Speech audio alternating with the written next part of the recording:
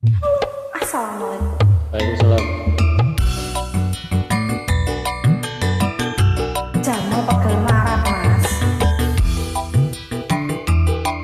Tapi wong ning donya iki pengen sugih. Ning sugih iki ya kudu nyambut gawe. Ya. Ora ono duit ceblok saka langit.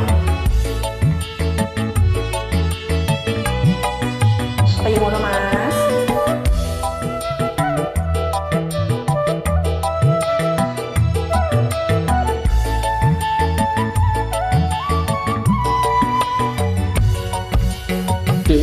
Rene yo tak kandani, ojo mecap-mecap katane ati. Mesti ono sebate kuwi. Dendang gawe no kopi, dasku ngeluket lingi turun marik. Yen dikongkon mbok yo ndang dilakoni. Ojo tambah kok tinggal nonton TV.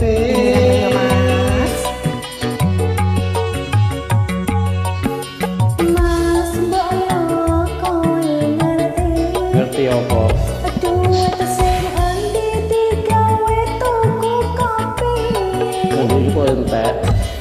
Belanjane gak bejaji. Disyukuri tadi.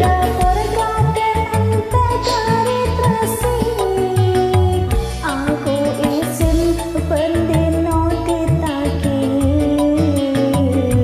Soal kapan mas utangmu kok asauri. Lumayan sugih. Tak rewangi kerja nganti wengi, nanging koyone yo ora mesti. Tak rewangi miter tekan wali, nanging koyone yo ora mesti. Mesti mbokku mangku Elsie. Jelas. Sajane aku wis ora kuat.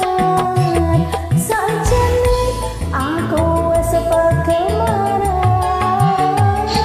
Kepengin duwe sedan mengkilat.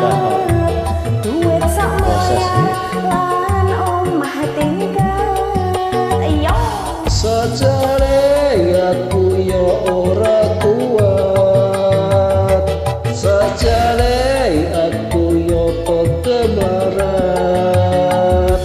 golekno jamu pegemaran, opo ngerti besok dadi konglomerat. Wasik.